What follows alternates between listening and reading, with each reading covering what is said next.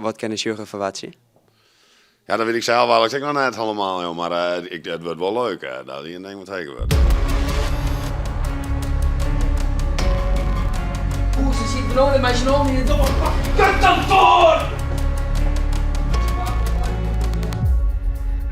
Een stukje humor, een stukje grof geweld, heel prille bloed. Spectaculaire, grappige film die ook gevaarlijk, spannend en eng is. Een soort razertje in de politie en daar, ja, we moeten elkaar kennen leren, want ja, we zitten hier een beetje opsluiten met je hond. We zijn hier in een schoolgebouw in Gorredijk en daar is een mooie set gebouwd. Je ziet het hier, dit is het interieur van een bank en daar vinden scènes plaats uit de film Lulk. Het kantoorkleed, de acteurs binnen, ze krijgen ook kostuums gewoon. Ja, het is een mooie camera. Nou, dat kan eigenlijk gebeuren. De eerste paar scènes staan op de planning, dus we draaien chronologisch, dus ik word het script in.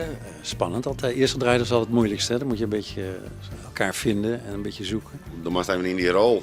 En moest even boeten die een comfortzone of zo, denk ik. Op een gegeven moment moest het even loslaten en gewoon mijn waan, denk ik. En dan, We gingen om met je hond, we doen je helemaal in en ja, dat maakt het werk echt leuk, omdat het onvoorspelbaar is. Er zitten hele tenore situaties en dan maakt het echt iets met je hond.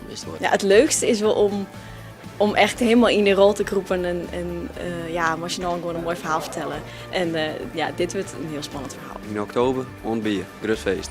Ja, misschien dat ik van deze dag ik wil wissel dat zou ik me samen kennen. Ik weet net dat je dat helemaal tot in oktober dit stellen, maar ja, nee, dan sowieso.